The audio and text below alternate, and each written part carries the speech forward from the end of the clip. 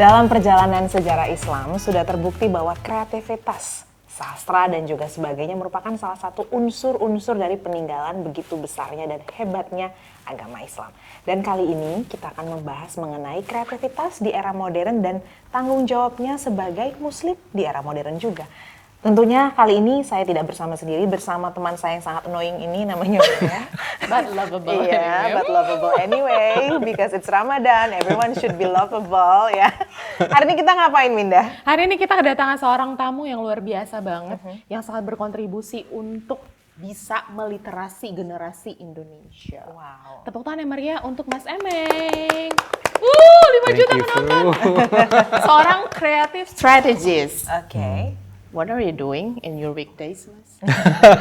Namanya soalnya tidak terdefinisi ya, strategic visual, Creative strategist. ya very luxury word. Itu Iya. praktikalnya gimana, Mas Emek? Sebenarnya kalau creative strategist, sebelumnya thank you for having me. You're It's welcome. It's a pleasure to be also. here. Creative strategist itu sebenarnya gimana caranya bisa membuat sebuah strategi untuk menghasilkan output melalui medium yang kreatif. Jadi sebenarnya kalau zaman dulu kan mungkin orang sangat kotak-kotak dengan position yang mungkin zaman dulu misalnya graphic designer, ilustrator, painter, atau videographer atau whatnot. Tapi sekarang kayaknya kreatif itu sebenarnya kan udah merging banget ya, udah menjadi satu dan outputnya juga sebenarnya bisa comes from everywhere gitu loh. Makanya jadi sebenarnya why creative strategist ya gimana caranya kita bisa membuat sesuatu yang diinginkan dan bisa tersampaikan dengan audiensnya melalui medium yang kreatif gitu. Nice. Tapi kalau nanya weekdays-nya, selain dari creative strategist ini, saya juga adalah seorang lecturer di SI Indonesia. Jadi mengajar adalah passion utama saya sih. Wow, education. Education gitu. Menarik. Karena kan kalau di kita sendiri wahyu pertama yang keluar tuh Iqra. baca. Berarti kan fundamental dari Islam sendiri itu sudah dikontribusikan dengan real nih. Yes. Yang dilakukan aktivitasnya sehari-hari itu meliterasi generasi Indonesia. Selama melakukan aktivitas meliterasi dalam positioningnya adalah strategis dan juga kreatif, apa sih tantangan yang paling bikin kadang-kadang istighfar tapi kadang-kadang alhamdulillah? Tantangannya sebenarnya lumayan banyak ya, beragam gitu ya. Cuman mungkin salah satu tantangan yang cukup banyak dihadapin adalah gimana caranya kita bisa menyemangati the next generation-nya ini gitu. Karena for me who actually merasakan generasi transisi antara analog dan digital, di mana zaman dulunya tuh kita sangat analog ya gitu kan. Kalau misalkan mau riset ya kita baca buku, kita ke library gitu, lalu kita mencari jurnal. Sekarang ini adalah generasi di mana mereka ini sangat convenient dengan social media dan platform internet yang ada semuanya gitu. Jadi kalau misalkan zaman dulu, if you wanna know something, kita mencari ke source yang memang beneran reliable gitu. Sedangkan kalau these days, kayaknya buka HP, tanya, lalu dijawab. Jadi very instant. Jadi semua itu sangat instan. Dibantu juga dengan teknologi yang sangat canggih gitu ya dari segi dunia kreasinya juga. Jadi sebenarnya tantangan utamanya adalah to motivate them to be able to go to the fundamentalnya dulu nih. Gimana caranya kamu untuk tahu bisa membuat sesuatu yang kreatif, ya you have to know the fundamental basic of knowledge dari apapun itu yang kamu pengen bikin gitu. Mau bikin film tentang apa? Sejarahnya seperti apa? Karakternya kayak gimana? Developmentnya kayak gimana? Story-nya kayak gimana? Jadi sebenarnya that fundamental itu tuh yang challenging untuk kita.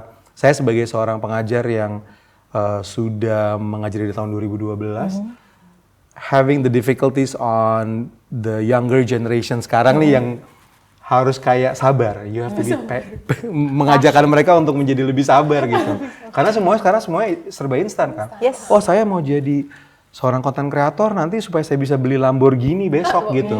Pengennya kan kayak gitu kan. They want something instant.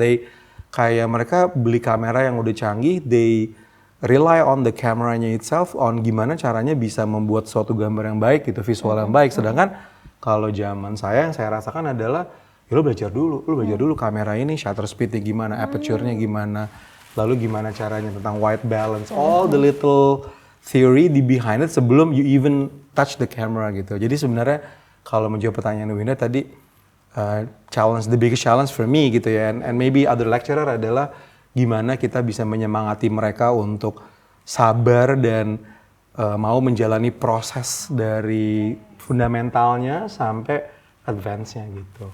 Kira-kira seperti kayak gitu sih. Berbicara kreatif ini kan Mas Ameng sebenarnya kaitannya ini sangat free will ya, kebebasan gitu. Ternyata ada passion in handling passions gitu kan. Jadi how to navigate kan education ya. How to navigate as a lecturer tuh untuk kayak ada kebebasan tapi satu sisi ada kesabaran nih. Kan kalau kebebasan kan semaunya, how to navigate yang dua kutub yang sangat berbeda ini as a lecturer tuh gimana sih? Kalau saya sih sebenarnya saya tuh dulu dari saya kuliah gitu ya mungkin ya sampai kerja lalu habis itu sekarang mengajar gitu. Sebenarnya saya tuh dulu punya satu kalimat yang selalu saya pendemin dan mungkin ini kalau misalkan anak-anak SAE yang pernah saya ngajarin pasti tahu semua nih kalimatnya, which is semua niat baik selalu ada jalan baik. Jadi kalau saya tuh selalu percaya kalau to navigate the hardest thing dan yang kutub yang berbeda segala macam. As long as you in the beginning kalau niatnya memang selalu ada yang niat yang baik ya. Tapi dari deep down inside ya, bukan niat. Kadang-kadang kita mengucapkan sesuatu atau berbuat sesuatu itu kan sepertinya niatnya A, tapi sebenarnya deep down ada agenda atau ada niat lain di dalamnya gitu ya ini. Kalau misalkan saya percaya if you really go deep within yourself and benar-benar ngobrol berkomunikasi dengan diri kita sendiri gitu untuk mempunyai niat yang baik, pasti akan ada selalu jalan baik sih. Jadi makanya begitu masuk ke dalam dunia edukasi, connecting with all these students yang maybe baru lulus SMA dan segala macam. Ya tadi itu aja, walaupun susah, walaupun rese, walaupun apapun, karena saya dalam hatinya kayak niat saya adalah untuk berbagi. Niat saya adalah untuk bukan mengajari terus ya, tapi lebih sharing my perspective and putting it into their perspective. Karena kalau ngomongin kreativitas, kita nggak bisa ngomong kayak, lo harus jadi kayak gue, atau lo kayak harus suka seperti kayak gue suka merah, lo harus merah, kan nggak gitu ya. What we want, and at least what I want adalah gimana caranya bisa nge-unlock potensi mereka yang terbesar aja gitu. And that by having that thoughts in my heart, bilang kalau semua niat baik pasti ada jalan baik. Niat gue baik kok, jadi apapun itu nanti obstacle di tengahnya, pasti ada jalan baik kok, gitu sih kayaknya sih. Menarik ya Win, tapi kita coba geser ke industri ya. Aku penasaran sebenarnya ini terkait dengan kreativitas ini, dengan tadi udah di-mention juga instant things, everything instant sekarang. Ini gimana Mas? Is it still exist kreativitas itu? Oh yeah, very much so. Di Indonesia ya, kita ngomong di Indonesia ya. Kebetulan professionally, saya dulu pernah kerja di New York for quite some years. Dulu saya juga lulus dari sana. Jadi mungkin saya bisa membandingkan antara industri kreatif di New York dan industri kreatif di Indonesia gitu. Dan kalau ngomongin still exist, it still exists and it's bigger and it's gonna be even bigger. Kalau menurut saya. Dan karena misalnya gini, di SAE itu kita juga percaya kalau kita membuat satu ekosistem. SAE Indonesia adalah bagian dari SAE global nih yang ada di 23 negara dan kita punya 47 kampus globally. Dan SAE Indonesia sebenarnya kita punya 4 konsentrasi, which is ada film production, audio, animasi dan juga creative entertainment business. Menariknya kenapa ada 4 itu? Karena kita believe in the creative ecosystem. Lo bikin film pasti perlu audio. Pasti ada hubungannya sama dengan grafik dan animasi bisnis. Lo udah bikin film ya, what do? You need to promote it, you need to publish it, perlu marketing it, creative entertainment business. That's why we believe that dengan ekosistem itu, sebenarnya itu adalah refleksi dari si kreatif industrinya secara keseluruhan. So back to your questions, kalau kita ngambil satu konsentrasi deh, film deh yang paling gampang. Di Indonesia itu tahun 2025, ada 201 judul yang keluar secara official di bioskop. 201? 201. Wow. Bayangkan, 201 berarti kalau misalkan dalam 1 tahun, 1 bulan itu berarti berapa puluh film. Itu kita ngomong hanya film ya. More interesting fact, kalau kita ngomongin visual dan audio, kalau ngomongin di lembaga sensor, tercatat nih kombinasi antara film, lalu habis itu ada iklan, lalu tuh habis itu ada series, semuanya ya. Yep. Ada 41.000 karya. Within 2025 doang. 2025 itu yang tayang di? Yang tayang di semua output yang ada hubungannya sama lembaga sensor. Including OTT lah ya itu udah masuk. Including OTT, including Tapi 41.000. Bayangkan itu belum termasuk sama small little talk show, small little podcast, apapun itu. So, lalu dari si 201 judul itu, ada 156 film yang actually tayang di international festival. Yang 64%-nya itu dikerjakan oleh local people. Oh wow. Dan yang crazy-nya, dari semuanya itu, ngomongin film doang, ngomongin film tok ya. Tahun 2025 itu nembus ke 80 juta penonton. 80 juta penonton. Can you imagine? 80 juta penonton sebanyak itu kan. Wow. Cuman yang menariknya, kalau tadi Sisi nanya apakah ini masih still exist, 80 juta penonton seems like a wow number ya. Yes. Seperti kayaknya banyak sekali gitu ya. It's booming in comparing to before gitu. Yang crazy-nya, Indonesia masih ada 280 juta orang di dalamnya. Dibandingin sama total populasi. Dan yang nonton baru 80 juta. Okay. Artinya masih ada 200 juta lagi yang bisa kita garap. Iya, betul.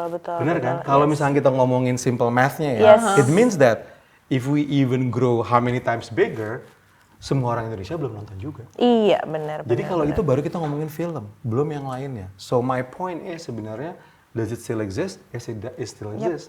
Makanya saya percaya sama institusi pendidikan. Kenapa? Karena saya sebagai orang industri yang dulunya juga terdidik di dalam pendidikan kreatif gitu, percaya kalau ini perlu diregenerasi, perlu diamanahkan ke berikutnya, ke orang-orang yang nantinya kita nggak bisa jaya selamanya gitu. Yes, saya pernah menang award di certain area, cuman habis setelah itu kan saya juga mundur dan the next generation sekarang jago-jago banget gitu. Jadi ada satu kata yang dulu saya pernah dikasih tahu sama profesor saya waktu saya sebelum lulus, dia bilang, Meng, what you need to do is you need to learn it, and then you need to master it, and then you need to share it. Jadi kita harus belajar dulu, lalu kita harus jago dalam apa yang kita pelajarin. Setelah jago mau ngapain? Ya share it. Gitu. Jadi kayaknya kembali ke pertanyaan Sisi, apakah ini masih exist? Yes, it still exists. And we also need all those people yang udah jago-jago, yang udah master-master, yang udah menang award banyak, yang udah membuktikan kalau mereka bisa menciptakan sesuatu. You guys need to share it untuk generasi berikutnya. Makanya yuk ngajar gitu. Don't keep it for yourself. Don't keep it for yourself gitu. How long we gonna live? Yes. Iya kan, at the end of the day kita kan tujuannya kan ke tempat yang sama nih gitu. Dan selama kita masih di jalan ini ya, why don't we share it? Gitu loh. Dan kalau misalkan dari pengalaman saya, melihat murid-murid yang dulu pernah saya ajarin, lalu mereka make it, lalu mereka menang sesuatu gitu, kayak kemarin di tahun 2026 ini ada anak SAE yang baru menang Best Penata Audio Terbaik di FFI, filmnya Sweet Home, Home Sweet Loan. Itu audionya yang bikin, yang menangnya di FFI itu adalah murid SAE, alumni SAE. That for me, it's like kayak dikasih bonus gitu loh, dikasih bonus yang besar sekali gitu. It's a really an achievement. Yes. Bukan saya bilang itu dia jadi kayak gitu karena saya ya, tapi paling nggak pernah berkikisan dengan saya dan mendapatkan sesuatu ilmu yang bisa share ke dia walaupun cuma 1-2%. It's a blessing aja sih gitu. Dan itu pasti infectious dong, kita jadi tambah semangat untuk harus bisa distribute our tadi. Nagih jadinya, ngajarnya bener. jadi nagih gitu. Makanya dulu saya selalu bilang, kalau Meng, kalau udah sibuk ke kiri ke kanan bikin produksi ini, produksi itu, kalau masih ngajar sih. And I always say that, sebenarnya by ngajar, that's what keeps me sane. Itu yang ngebikin saya justru jadi kayak, energinya bisa teralihkan karena dari apa yang saya dapat, ketemu klien, ketemu produk, ketemu apapun, dan akhirnya ya pengen di-share aja gitu. Jadi kayak Jadi kayak energinya kayak recharge terus gitu loh. Masuk, keluar. Bayangkan masuk terus nih, penuh di hulunya kan. You know, you don't let it out. You know, for me, teaching is what keeps me sane aja gitu. Wow, nice. Ini sudah jawaban dari seluruh yang ngomongin tentang karya yang berdampak. Yes. Gitu kan ya. Berarti kreativitas itu nggak cuma ngomongin soal produktivitas, tapi emang benar-benar harus diukur dampaknya memang punya hal yang baik untuk society. Ya. Kita turn back sama satu spirit penting yang kalau ngomongin soal creativity. Kreativitas itu kan sangat lekat sama yang namanya hal-hal yang tidak bisa dibatasi dan dikontrol. Betul. Gimana caranya untuk bisa menjadi orang yang tetap kreatif, tapi tetap di dalam jalur yang benar gitu? Gimana tuh? Sebenarnya itu balik lagi ya, kalau tadi ya dengan fundamental creativity yang tadi kita udah omongin di awal gitu ya. Saya percaya kalau a lot of things itu based on what you know. Jadi sebenarnya kan baik dan buruk, apa yang kita kerjakan benar dan salah itu kan sebenarnya not only the society yang menilai itu, tapi kitanya sendiri nih yang menilai apakah kita melakukan hal yang baik dan buruk. Makanya when we were a kid, waktu kita masih kecil, kadang-kadang kita melakukan hal yang mungkin salah gitu. Misalkan ada telur, wah kita langsung banting-banting telurnya gitu, terus telurnya pecah semua. Atau ada becek, terus malah kita main-mainin beceknya, terus habis itu malah jadi berantakan. Berani kotor itu baik. Jadi iklan gue. Terus. Cuma poinnya adalah sebenarnya gini, for society mecah-mecahin telur it's a wrong thing to do. Karena itu buang-buang, betul nggak sih? Betul. For society main di becek-becek dan kotor segala macam it's the wrong thing to do. Tapi sebenarnya kan yang bilang itu salah atau benar itu kan sebenarnya society-nya itself. Yes. Society dapetnya dari mana nih? Dari pengalaman hidupnya mereka yang akhirnya Winda setuju, Sisi setuju, saya setuju, akhirnya jadi deh suatu tanggapan kalau itu benar atau salah. Iya. Kalau kita bertiga nih, atau kita society-nya bilang, oh pecah-pecahin telur nggak apa-apa. Artinya kan tidak ada yang marahin pecah-pecahin telur itu. Jadi artinya sebenarnya balik ke pertanyaan Winda, balik lagi ke what we know. Doing right and doing wrong, it's about what we know. And then makanya sebenarnya di dalam sistem edukasi, terutama misalkan di SI gitu, yang saya tahu di SI gitu ya, kita ngajarinnya banyak hal. Banyak hal untuk supaya mereka bisa meriset sesuatu yang ethically correct, ethically not correct, yang secara budaya, secara agama, secara orang Indonesia, secara komunikasi, secara apapun itu, which one is ethically correct and ethically not correct. Dimana dari riset tersebut, akhirnya kita bisa decide as a young smart adult, kita bisa, ya kan, harusnya young smart adult kita harus bisa menilai, oh I'm not gonna do that because that's not ethically correct. If I do this, ini bisa menyinggung satu ethnicity atau satu religion belief. Atau kalau gue melakukan seperti kayak gini, ini nggak politically correct ya, karena ini bisa men-trigger, memicu sesuatu yang tidak baik misalkan gitu. Jadi sebenarnya larangan-larangan tersebut itu kan tidak ada satu buku yang beneran harus boleh atau tidak boleh ya. Maksudnya kan ada lembaga sensor, ada lembaga-lembaga tersebut. Tapi pada dasarnya sebenarnya kan balik ke creatornya, ke karyanya. How you gonna produce something yang memang itu bisa memberikan impact positif instead of impact negatif gitu. Nah, balik pertanyaannya, kalau saya balik lagi ke phrase saya, semua niat baik selalu ada jalan baik. Niat lo bikin karya buat apa? Sejujur apa? Keresahan kamu apa? Jadi balik lagi ke kamunya sendiri. As a director, what do you want to portray the audience? Moral of the story dari film yang lo bikin apa? Lagu yang kamu ciptakan ini sebenarnya tujuannya buat apa? Menggerakkan hati positif, menggerakkan hati negatif. Jadi kembali lagi sih, balik ke niat lagi gitu. Kita nggak bisa melarang orang untuk melakukan hal yang tidak baik ya, karena kan itu tadi itu ya freedom of things. There's so many things yang kita nggak bisa guard it, tapi at the end dunia edukasi salah satu tujuannya termasuk di saya adalah gimana caranya kita bisa membuat suatu riset yang menyadarkan diri kita kalau itu adalah baik atau tidak baik gitu. Nice. Yeah. Good intention ya. Harus punya good intention sampai betul. akhir gitu. Nah, itu kan tadi dari education ya, Mas Emil, maksudnya kayak how kita mengedukasi anak-anak kita ini. Tapi kalau itu kita terjemahkan, geser ke platform profesional. After mereka graduate, di Indonesia gimana prospeknya? Poolnya ini masih banyak atau belum? Masih banyak sekali, tadi seperti saya bilang gitu, kalau kita ngomongin nggak di semua aspek ya. Last year alone tadi kan ada 41.000 visual dan audio projects yang dikerjakan. Itu not including things yang tidak terdaftar di lembaga sensor tersebut. So it means that it probably more than that, probably twice as that. Lalu abis itu ngomongin tentang film sendiri deh. ada 200 judul, prospeknya is really huge. People are mulai noticing. Mungkin kalau zaman saya dulu ibu saya agak susah dikasih tahu untuk kayak, oh saya mau belajar desain. Desain itu apa?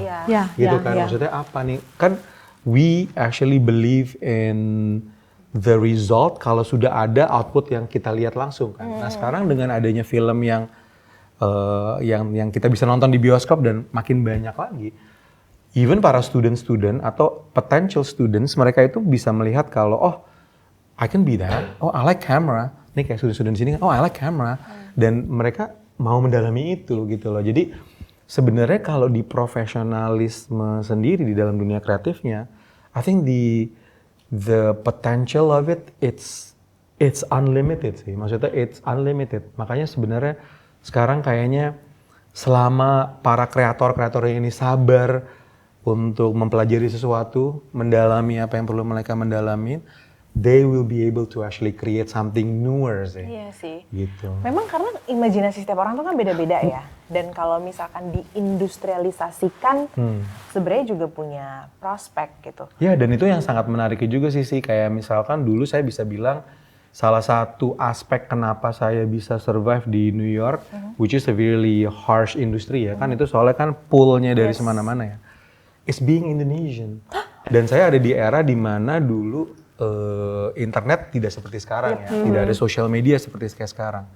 Jadi sebenarnya orang nggak terlalu familiar sama Indonesia itu apa, kreatif Indonesia seperti apa. Dan saya dengan pengetahuan saya yang mungkin sangat limited pada saat itu ya, tapi saya paham dengan kulturnya Bali, kulturnya Jawa, Sunda, Kalimantan. Saya punya buku yang dikasih sama opa saya dulu yang ada pattern-patternnya dari beberapa daerah di Indonesia. I'm using that sebagai tool saya untuk menjadi orang yang kreatif di New York. Which is itu yang jadi ngebedain saya dengan orang lain karena saya membawa ethnicity-nya Indonesia di sana dan saya nggak takut dengan my originality, my identity. Makanya saya selalu bilang, oh ya saya emang orang Islam, saya emang orang Indonesia gitu dan disitulah justru yang instead of kita die down dan shadow down, kita justru malah raised up dan malah menjadi beda gitu. Jadi sepertinya kayaknya ke depannya imajinasi dari background anak-anak yang zaman sekarang ini yang bisa menjadi lebih mewah ke depannya gitu. Dan by doing what? Tadi sabar, belajar, baca, belajar, dengerin, listen to people, and how observe. Dan semuanya itu nanti bisa kita caranya menjadi orang yang lebih critical thinker, yang kita bisa punya mindset di mana apapun yang lo lihat bisa jadi sesuatu yang kreatif gitu. Kalau misalkan dikasih batu, gimana caranya kita jualan batu ini gitu. Dulu my boss di New York pernah bilang, kalau kamu mau menjadi orang yang bisa sukses di dalam dunia iklan, kamu harusnya bisa jual kecoa kering, dia bilang. Oh my. Kecoa kering pun bisa kamu jual. Shape-nya kayak gimana, I don't know. Cuman if you can sell kecoa kering, it means that you can sell anything. Artinya kayak at the end of the day, semuanya kan sebenarnya tujuannya sama. Tapi kan angle-nya aja yang berbeda. Setuju. For me, the definition of being creative adalah seeing things from a different angle aja gitu. Film drama, dan sini drama ketemu sama calon istrinya, drama ketemu sama calon istri, yang calon istrinya ini dari negara yang berbeda. Kan sebenarnya sama. Tapi kan angle-nya aja kita bedain terus gitu. Beda. Iya, jadi it becomes jadi ada 20 film yang berbeda deh. Kan? Dengan judul-judul yang beragam-ragam. Ipar adalah maut, terus sepupu adalah tetanggaku, macam-macam ya. Gua ngarang. Menonton apa ya guys? Enggak. Dalam kesehariannya. Lagi Ramadan ya, ingat Windia.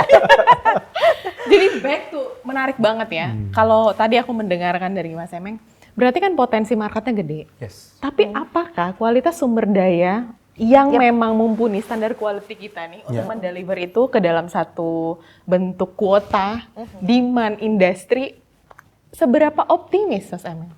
Kalau saya optimis sekali gitu. Dan kalau saya optimisnya melalui edukasi. Karena menurut saya semuanya ada prosesnya. Tidak bisa semuanya instan. Jadi makanya kalau saya ya, tapi kan ini my personal opinion. Makanya edukasi becomes a key factor on making those success. Karena kenapa? Di edukasi, di SAE nih, ada kelas ABCD. Di semester 2 ada kelas ABCD. Misalkan kayak contohnya kita ngambil film ya. Di konsentrasi film di SAE ada kelas script writing. Lo jangan langsung ke kamera, nulis dulu. Tapi sebelum nulis ada kelas namanya Fundamental of Film. Jadi kita belajar dulu film sejarahnya gimana, siapa penciptanya, kayak gimana perubahannya. Jadi sebenarnya I believe that there's a reason why education itu ada di 4 tahun misalkan. Kenapa? Karena ada room to grow dan room to learn yang sangat sistematis yang sudah diatur supaya at the end of the 4 years experience-nya mereka tuh udah punya ilmu yang mereka perlukan. Design thinking-nya semuanya Sudah mateng ada, gitu udah ya. mateng gitu loh. While sebenarnya yang sangat sedikit membahayakan, saya nggak bilang salah ya, tapi yang sedikit membahayakan adalah dengan adanya social media platform nih, dan orang bisa terkenal secara instan dengan melakukan viral-viral things, it's really becoming concerning karena apakah itu viralnya cuma ngejar numbers atau memang mau berkarya secara tulus dan baik gitu. To me, personally, kayak apakah selalu kita mengejar angka? Itu kan sebenarnya yang menjadi concerning kan adalah angka yang akhirnya menjadi domino efek terhadap karya tersebut. Gitu. Cuman at the end of the day, kalau kita masih mengembalikan dengan tadi itu ya, ketulusan, niat yang baik, pengen berkarya yang bagus, pengen diapresiasikan di suatu layar atau didengar dengan baik dan bisa membanggakan itu ke keluarga dan teman-teman. That's what matters gitu loh. That becomes the creativity, seeing it from a different angle yang tadi saya bilang. Dan at the end, balik lagi ke tadi, you learn it, you master it, and then you share it gitu. Dalam ya. Tapi aku punya satu pertanyaan nih dari aku. Cuman ini aja sih, lebih ke penasaran. Tadi curious aja soal mencetak seorang kreator itu kan ternyata perjalanannya banyak ya. Betul. Untuk berkarya ini. Yang mau saya tanyakan adalah angle dari audiens. Kita kan punya 200 juta tadi belum tergarap ya. Ya kan? Banyak ya? Iya, banyak banget. Menggambarkan karakter pasar Indonesia untuk dunia kreatif menurut Mas Emeng gimana? Menggambarkan pasar Pasar kreatif di Indonesia. Yes, orang-orang kita tuh gimana sih? Oh, oke. Sebenarnya tadi itu ya, balik lagi ke what they see and what they hear. Balik lagi ke, kalau kita ngomongin tentang 200 juta orang itu memang mungkin it's not gonna be an instant thing yang dimana tiba-tiba kita bisa mengedukasi lalu habis itu semuanya ngerti gitu kan. So sebenarnya sih kalau saya percaya kalau semua itu yang akan terimpact positif ke depannya dengan skala lebih besar, itu harus dimulai dari skala lebih kecil. Jadi kalau misalkan saya nih, kontribusi apa sih yang bisa saya kerjakan? Ya sekarang kontribusi saya adalah mengajar di SAE. Mengajar di SAE Indonesia dengan segelintir murid-murid yang bisa saya kikis bersentuhan secara ilmu yang bisa mungkin kalau memang 40%, 30% aja dari mereka itu bisa berkarya berkelanjutan gitu. Maybe one day the 20%, the 30% bisa master something dan bisa share it something. Dan akhirnya akan berkembang dan akhirnya karena kalau kita ngomongin secara keseluruhan Indonesia kayaknya PR-nya besar sekali ya dan kayaknya banyak sekali yang harus dikerjakan. Betul. Jangankan ngomongin kreativitas, ngomongin kemakmuran di Indonesianya pun juga. Aduh, berat. Iya kan, harus betul. kita pikirkan dulu nih Iya. gitu kan. Tapi when you talking about kreativitas, what we can do adalah yuk sama-sama kita semua yang memang bisa punya wadah untuk berkreativitas, bisa bersuara, bisa berbuat sesuatu, melakukan sesuatu, creating anything. Yuk punya niat yang baik supaya kita punya karya yang baik, supaya nanti tanpa kita sadarin itu bisa membuat impact yang baik ke orang banyak. Lama-lama I believe that one day those 200 million people bakalan punya impact positif dari kreativitas karya Indonesia gitu. Benar. The spirit optimistis itu yang Dari buat kita. kecil pelan-pelan gitu ya. Dari Kalau ya sekelas dulu jadi 2 kelas, 3 kelas, 4 kelas. Dari yang kelasnya lulus lalu mereka bisa bikin something lagi. Kayak MLM ya jadinya. Cuman intinya adalah Tapi ya itu kan pendekatannya pendekatannya seperti kayak gitu. Gimana cara kita bisa don't think about the impossible things yang terlalu it's huge. 200 juta itu. Make it something small, but make sure that you make an impact out of that small. For me, teaching in SAE Indonesia is the smallest impact yang saya bisa kerjakan gitu. Betul. I would like to touch the kemakmuran things, but I think this is not the session and it's Ramadan also. Okay. So Winda, Jadi aku akan menarik seluruh benang merah percakapan kita yang sangat luar biasa dari awal tadi. Ada satu statement yang menggambarkan dan representasi, quality over quantity. Jadi pastikan kalau misalnya ingin berkarya, pastikan itu berdampak dan memang menjadikan kita menjadi pribadi yang setidaknya berkontribusi kecil tapi konsisten dan komitmen. Gitu ya teman-teman, semoga percakapan kita hari ini bisa diambil dari angle yang benar. Jadi tetap kreatif tapi juga tetap orang yang bertanggung jawab terhadap kreativitas tersebut. Betul. Another good news, another good opportunity will be coming, teman-teman, tentunya di episode Ramadan Spark selanjutnya. Terima kasih sudah menyaksikan. Assalamualaikum warahmatullahi wabarakatuh.